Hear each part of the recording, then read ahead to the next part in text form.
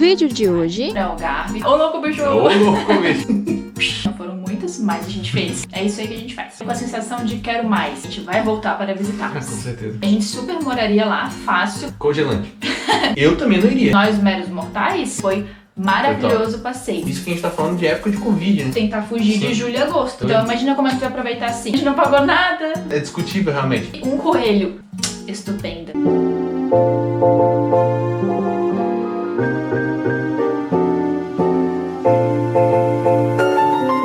Oi gente, sejam bem-vindos a mais um vídeo aqui no canal.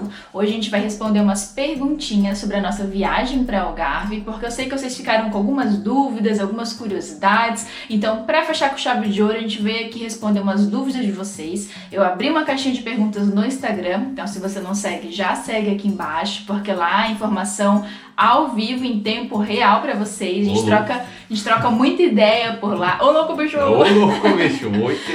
Então vocês mandaram muitas dúvidas e muitas perguntas por lá. Então, pra fazer um compilado da viagem, pra fechar com chave de ouro, a gente vai responder essas perguntinhas. Trocar uma ideia. O maridão está aqui, vai responder Olá, junto comigo, porque nada mais justo do que ele, que participou da viagem inteira, obviamente, né? Claro, Foi uma viagem nossa, responder as perguntas junto comigo. É isso aí. Preparado? Preparado? Acho que sim.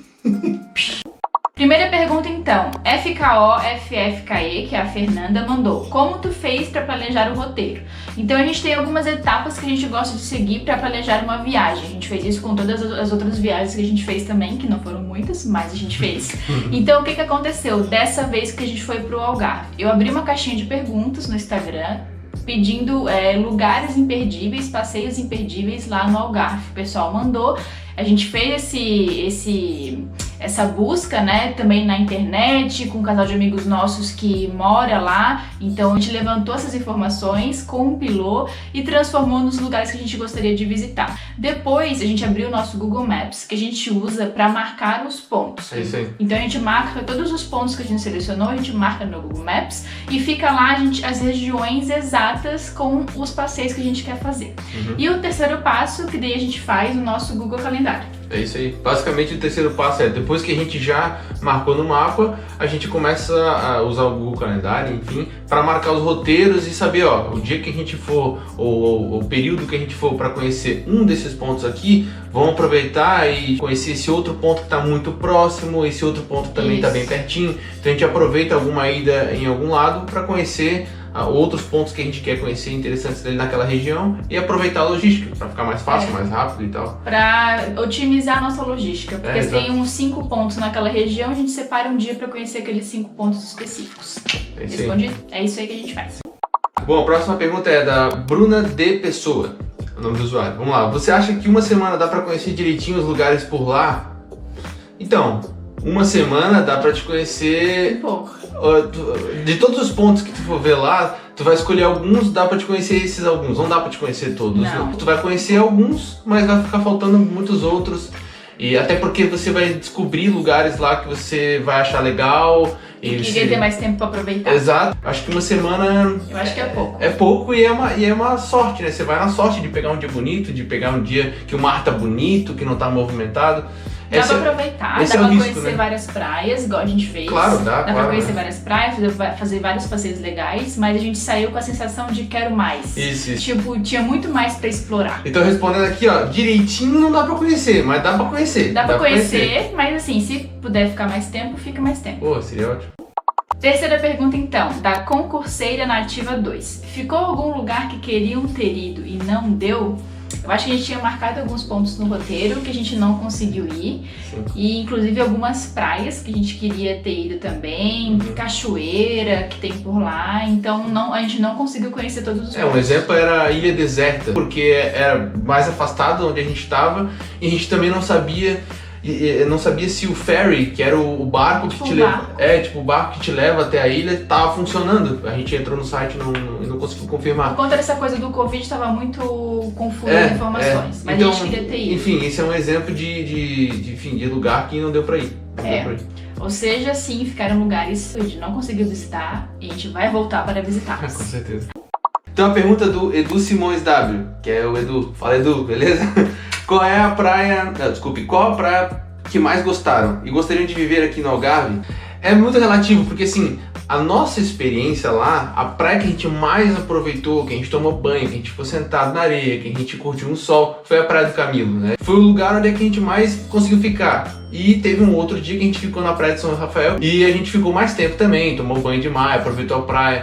Então assim, pra nossa experiência, nossa primeira ida, eu diria que ficou entre essas duas, mas eu acho que é mais a Praia do Camilo. A gente tava conversando sobre isso. A gente tava conversando, né? Acho que na nossa opinião, a gente acha que foi a Praia do Camilo. Sim. A praia que a gente mais gostou. Mais pelo fato da nossa experiência. Se a gente tivesse pego um dia bonito na Praia da Falésia, por exemplo, a gente não sabe como é que ia ser, a praia é bem bonita, né? E a Praia de Benagil é bonita também. Isso, conectando com a pergunta da outra pessoa, depende muito do período que você pega, do dia que você pega, enfim. Mas essa é a nossa opinião, né? E pra morar em Algarve, eu não sei, eu acho que não, por enquanto não foi a perspectiva que eu tive, não pelo fato de não ser legal, parece ser um lugar muito legal, com uma vibe muito boa. Com uma vibe muito boa, mas é um lugar que eu gostei de ir pra passar umas férias, pra tirar umas folgas, entendeu? A gente ainda tá meio apaixonado aqui pela região do Porto e da grande região do Porto, pela estrutura que a gente tem aqui, enfim. As facilidades que a gente tem. Então assim, a gente super moraria lá, fácil, porque tem estrutura realmente, é um lugar que tá assim pra crescer demais, tem muito espaço pra crescer lá, e eu acredito que cada vez vai ter mais investimento pra Algarve, só que neste momento, com a nossa vida, nossos planos, nossos objetivos, a gente não moraria lá, neste momento, mas a gente super moraria lá. É um bom resumo, é isso mesmo. 5. Pergunta da Flávia Scarlatti. Oi, Flávia. Como estava a temperatura da água? Beijos. Um beijo pra você. Tava gelada. Congelante. Porra, tava tipo assim, o último dia que a gente tava lá não tava tão gelada. Mas teve uns dias que a gente pegou, tipo, muito gelado. Então, sim, a época que a gente foi é de uma época que a água tava bastante fria. Mas a nossa amiga mora lá, nossos amigos, né? E eles falaram, eles moram lá há 3 anos, que depende muito do dia. Tem dia em maio, que não é a estação alta de verão, por exemplo, né? Que a água tá mais quente do que num dia de verão. Então, é mais uma vez da sorte, da corrente marítima e outras variáveis. Eu diria que a palavra não é que é mais quente, ela tá menos fria. Menos fria. Ela tá Mas assim, se tá um dia escaldante, tu tá lá com aquele calorzão na beira da praia e aquele mar azul, calminho, que parece uma piscina, não mexe uma folha de vento, tu não tem como não tomar banho. Como. E assim, é muito bom. O frio é só no início, entendeu? Você entra na água, dá um tempo na água, você tem que adormece tudo. Adormece, já não sente mais nada, daí já era. Lela SCPM. Tem como chegar naquela gruta em Benagil sem ser de caiaque? Nadando tem como chegar, mas assim, quando tu chega na praia, logo já tem uma placa te avisando. Olha as condições do mar, a Duane até mostrou isso no vídeo, que tem um sinal lá vermelho ou verde pra se tu pode ou não. Então assim, ir nadando dá pra ir, mas tem que ser alguém que nade bem. Eu não iria. E eu também não iria. Dá pra ir de barco também, tem os passeios de barco e também tem os passeios de caiaque ou stand-up paddle. Porque tu pode alugar eles e... eu não recomendaria ir nadando. Minha recomendação é não vá nadando porque, assim, o mar, essa situação é muito comum. A pessoa olha e fala, parece perto. Ela sai nadando, chega no meio do caminho, ela se vê no meio do mar, longe da praia, longe de onde ela quer chegar, cansada. Não faça isso, vai estragar, vai botar em risco. Se tu for profissional, sim. Sim, por isso que eu tô tô falando. Muito tranquilo se tu for profissional. Se tu for profissional... Agora, nós meros mortais? Não, eu não iria. A próxima pergunta, então, é do Lucas. A ida de caiaque até a gruta de Benagil é muito longe? Fobia de água, risos. Não é muito longe, de caiaque é tipo muito rapidinho, deu no máximo, sei lá, 5 minutos, né, amor? 5 minutos. Foi bem rapidinho, então é super tranquila. Você vai com colete salva-vida, vai com mais alguém, ou vai sozinho, enfim, mas o colete vai te proteger. Então é muito tranquilo. E assim, foi maravilhoso o passeio, então a gente super recomenda. Fobia de água, eu te recomendaria também, talvez, ir de barco, né? Ou talvez ir de barco, se você tem muito medo. Se é fobia mesmo, não corre esse risco. Vai pro barco, vai tranquilo. Pode ir de barco, tem essa opção. Número 8. anafranco.gomes. Alguma dica para quem vai fazer o percurso? Eu imagino que eu esteja falando do percurso do 7 barcos suspensos, né? Isso. A dica é, vá com tempo, com calma, para aproveitar o ambiente, parar. Tira o dia, para parar, contemplar, sentar um pouco, às vezes ficar olhando o lugar, ficar ouvindo o silêncio, sabe? Ouvindo o mar. Então, vá com calma, leve água, a gente levou 2 garrafonas de água grandona na mochila. Um sapato confortável, de preferência um tênisinho confortável. Não faça de chinelo, não faça isso. É muito ruim de chinelo, tá? Não faça isso. Apesar de ser na beira da praia, tu vai fazer um percurso no meio de rocha. Outra dica é, existem as sinalizações lá por um motivo, então fique atento. Tem alguns lugares que se você se perder e sair da sinalização, pode vir a ser perigoso, então você chegar perto de algum penhasco. Não chegue perto de penhasco. Sim, não chegue, né? Realmente é bem tranquilo. E é bem gostoso, a gente recomenda também. A Jana_Col20 perguntou: qual a melhor época do ano para visitar Porto e Algarve? Bom, na minha opinião, eu acho que para visitar Porto teria que ser entre a época de primavera e de outono, que eu acho que daí são as temperaturas amenas. De preferência primavera, que eu acho que a primavera tá maravilhoso, né? Tá tudo florescendo, tá... Tipo, as árvores voltando à vida de novo, a cidade tá bonita, a cor da cidade tá bonita e a temperatura tá gostosa, né? Eu digo ali entre maio, junho, essa é uma época boa.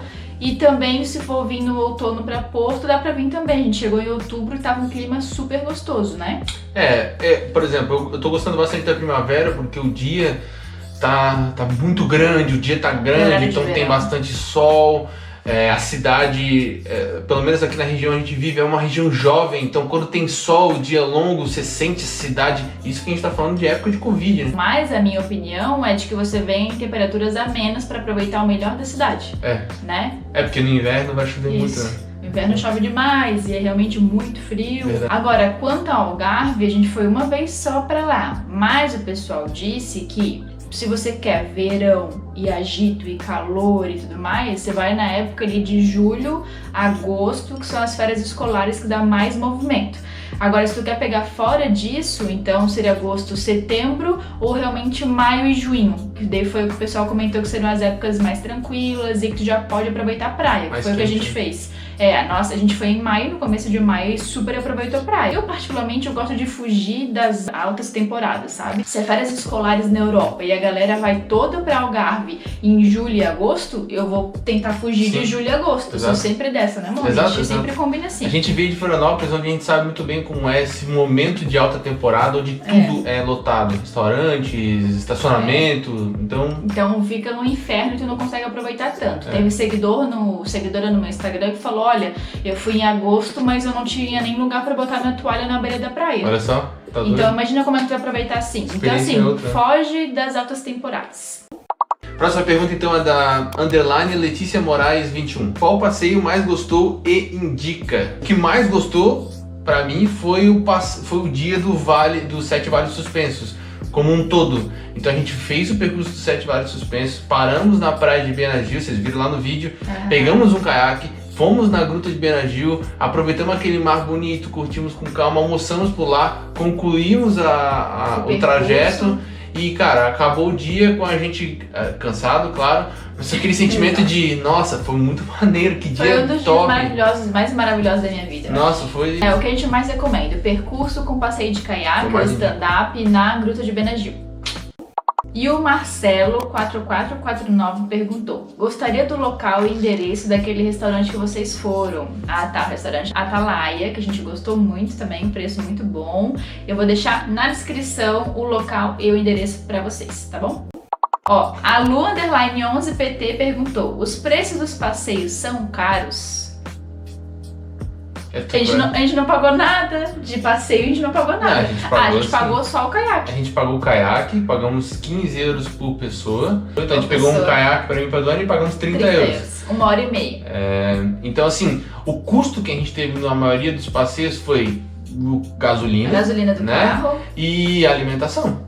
É isso, então se você puder levar uma alimentação e economizar na alimentação e, enfim, só usar o carro, você vai gastar muito pouco, entendeu? Você vai gastar muito pouco, exatamente. Porque a maioria dos passeios lá no Algarve realmente são praias. Então tem trilha, tem passar o dia na praia, conhecer as praias, visitar 3, 4, 5 praias no dia, e as praias são todas públicas, então 0 euros. A única coisa que a gente gastou foi o passeio com o caiaque.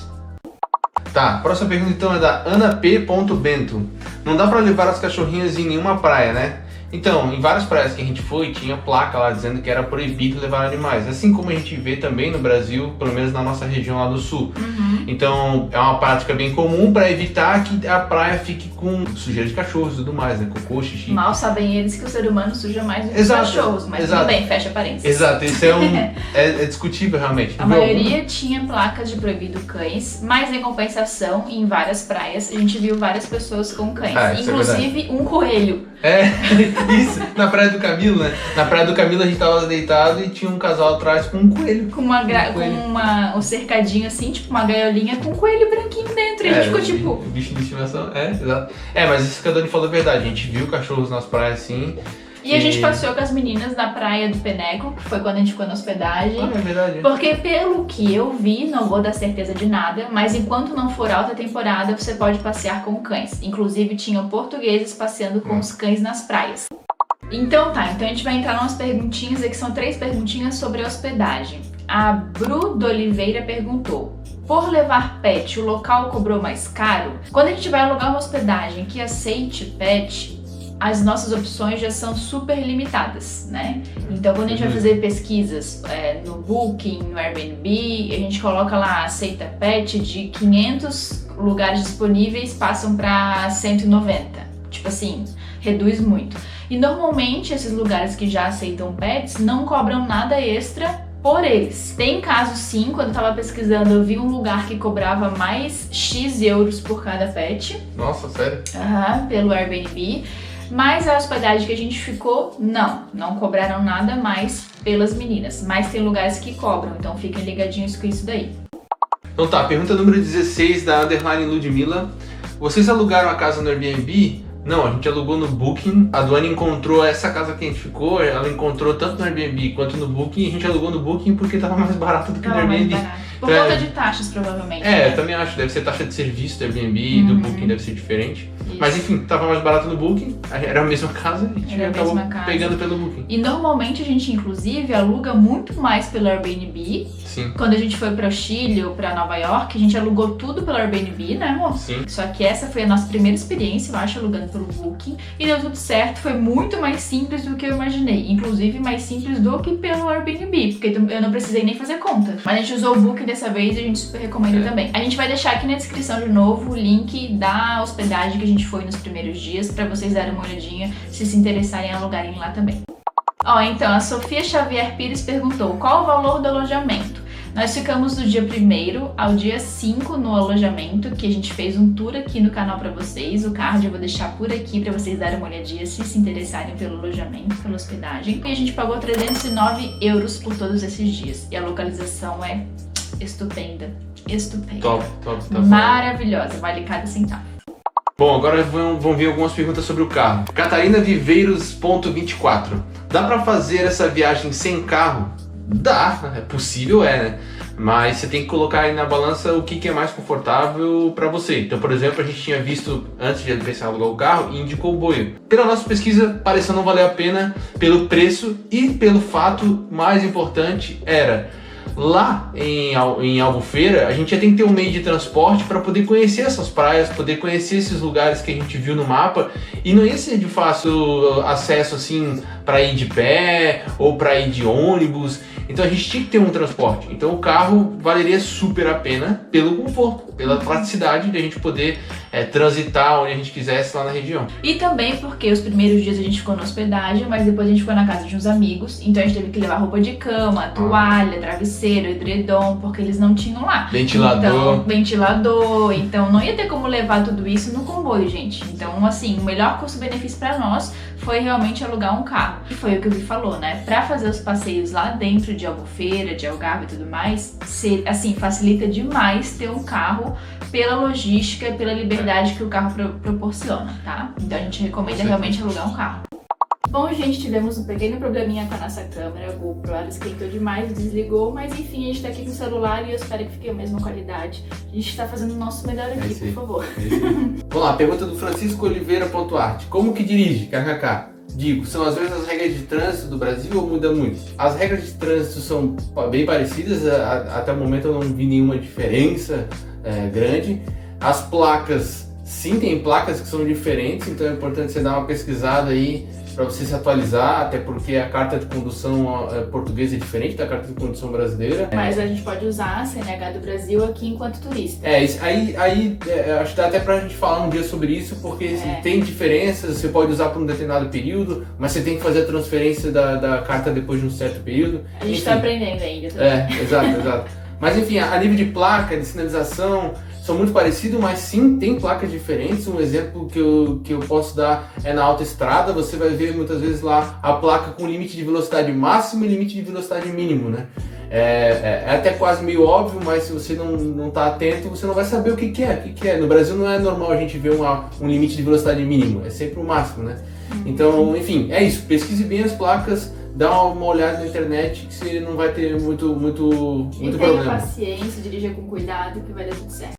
E a próxima pergunta, joyceavelin.o. Como foi a questão do sem parar, que ela botou entre parênteses aqui? Vocês alugaram junto com o carro? Os pedágios foram caros?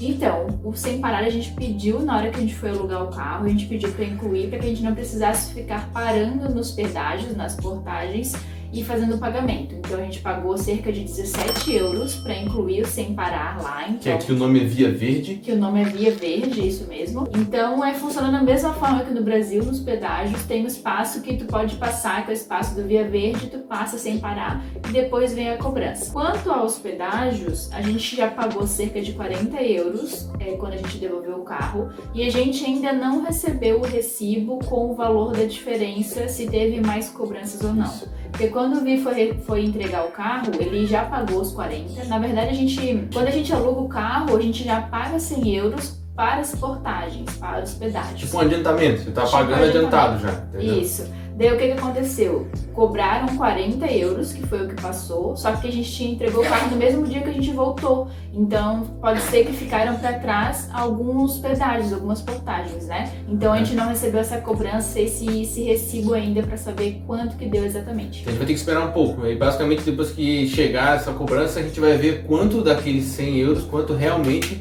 foi descontado de pedágio, de portagem. Até agora 40 euros, né? Mas provavelmente vai ter mais porque a gente passou. Mas infelizmente a gente ainda não sabe para dizer o número exato. Próxima pergunta é Ju Branco. Vocês tiveram que levar atestado de saúde indicando que as meninas estavam aptas para viajar? Então, ter que levar a gente não tinha, eu acho. Mas a gente levou todos os documentos, a carteira de vacinação, porque realmente a gente nunca sabe. Até porque, por exemplo, vamos supor que elas passassem mal, a gente precisasse levar para uma emergência. É importantíssimo ter os documentos dela lá, assim como nós. Nós não saímos de casa sem o nosso documento. É a forma que a gente prova que elas estão vacinadas, que elas estão com as vacinas em dia, ou qual foi a última vez que elas foram no veterinário. Então, sim, a gente levou com a gente. Não era obrigado, mas a gente levou todos os documentos com a gente. A gente levou toda a pastinha dela de documentação, de tudo. Até então, a gente levou. Joyce Avelin pontuou de novo, ela perguntou: tiveram que mostrar os docs das meninas em algum momento? Não, a gente não foi parado pela polícia em nenhum momento, então a gente não teve que mostrar documento delas pra ninguém, nem na hospedagem, nem pra polícia, nem pra ninguém. O que a gente aconselha que quando a gente vai fazer viagem com animal, com o carro, né, fazer transporte de animais com o carro, tem que usar o cinto de segurança próprio pra pet. Então a gente trouxe do Brasil, a gente já tinha lá, então eu sei que é obrigatório, porque uma seguidora já falou que o sogro dela levou multa porque ele estava com pet e não estava com cinto de segurança, então fica a dica. Próxima pergunta é da underline Carol A. Gomes, ou Carola Gomes. Quanto custou o aluguel do carro? Então, o aluguel do carro, a gente alugou do dia 1º de maio até o dia 9 de maio. Pegando e entregando no aeroporto. Boa, isso é importante. A gente pegou o carro lá no aeroporto e tinha que entregar ele lá no aeroporto. Deu 69 euros, 68 alguns quebrados, nós vamos arredondar aí para 69. Tudo, basicamente, todos esses dias deu 69 euros. Mas é claro, a gente teve que fazer esses pagamentos lá na hora. A gente já falou aqui, a gente pagou 69 euros adiantado para alugar o carro, mas a gente teve que pagar 100 euros da portagem, adiantamento de portagem, mas é óbvio que se você não usar todo o adiantamento, eles vão se devolver. A gente teve que pagar também um adiantamento do seguro, né? Isso é comum em qualquer lugar do mundo. Basicamente é um seguro, você está pagando um valor adiantado caso dê algum problema com o carro, você bata o carro, alguma coisa do tipo. Então no nosso caso a gente teve que pagar 1.000 e alguma coisa. 1.050. 1.050 euros adiantado. Na volta, se o carro estivesse tudo inteiro, esses 1.050 euros é devolvido, tá? Então, se você tem cartão de crédito, eles também aceitavam. Mais o Via Verde, que a gente pagou 17 euros. Daí, no nosso caso, foi o Via Verde. Aí teve mais o valor de gasolina que eles cobraram, né? Então, a gasolina, basicamente, quando você pega o carro, eles veem como que tá o tanque, né? O nosso tanque tava pela metade. Então, basicamente, ó, você tem que devolver o tanque pela metade. Se você devolver o tanque e não tiver pela metade, tá menos, eles vão descontar de um desses adiantamentos aí. Então, basicamente isso. Eu acho que esses foram os custos, né? Então tá, por último, mas não menos importante, o 91 Marcelo perguntou: amo seu canal, me baseio muito em vocês para ir para Portugal. Um beijo para você e muito obrigada. Quanto vocês gastaram em média no Algarve? Então a gente estava fazendo o levantamento de alguns valores aqui para passar exatamente quanto que a gente gastou para vocês. Então a gente separou aqui os gastos com o carro, por exemplo. O carro foi 69 euros, o aluguel, que a gente já tinha passado para vocês. A gasolina a gente pagou, em média, 145 euros. Então a gente pagou para ir, para voltar e ainda passeou um monte lá dentro, né? Então a gente fez vários passeios, foi para Lagos, que ficou um lugar mais distante lá, 1 hora mais ou menos de distância. Então a gente passeou bastante lá e deu 145 euros. E o adicional que a gente pagou também de 157 euros, que foi quando a gente alugou o carro. E lá na hora a gente teve que pagar esse valor de 157 euros, mais 1.050 de calção, que depois eles reembolsaram. E nesse 157 tá incluso o quê, amor? Tá incluso a Via Verde, tá incluso o adiantamento das portagens, tem que fazer adiantamento, tava incluso também mais umas taxas, enfim, deu 157 euros tudo aí, arredondando as taxas ali na hora. Isso. Sendo que desses 157... 100 são de adiantamento de portagem, ou seja, vão voltar para mim aquilo que a gente não consumiu, né, das portagens. Ou vai ter que pagar mais se consumiu além do 100. Isso, vai ter que pagar mais, é verdade. Então, hospedagem 309 euros, que a gente já conversou com vocês, já falou.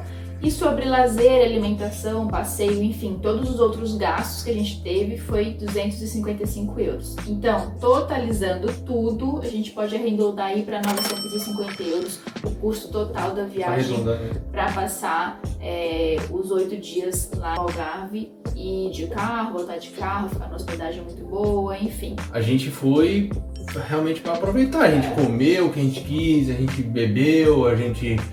foi ali em restaurante e tal, mas a gente ia no mercado, comprava as coisas que a gente queria pra tomar, pra comer, besteira pra comer, chocolate. Foi bem livre, assim. Foi bem tranquilo. Tudo assim. que a gente queria comer, fazer, a gente fez. Então, sem economizar. 950 euros essa viagem que a gente fez.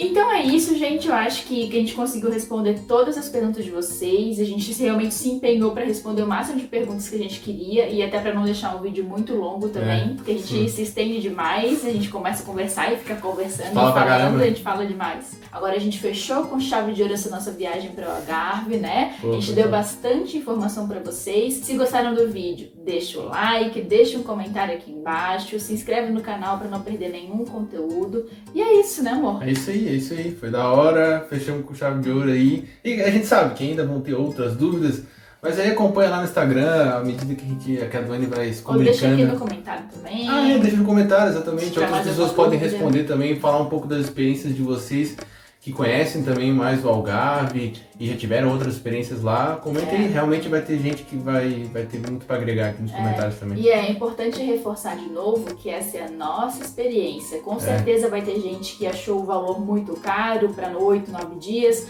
Com certeza vai ter gente que gasta muito mais que isso. Então assim, cada um sabe o que faz. Essa foi a nossa experiência, a gente só compartilha o que a gente sabe e o que a gente faz para vocês, né? E é isso. Um beijo e até o próximo vídeo. Valeu!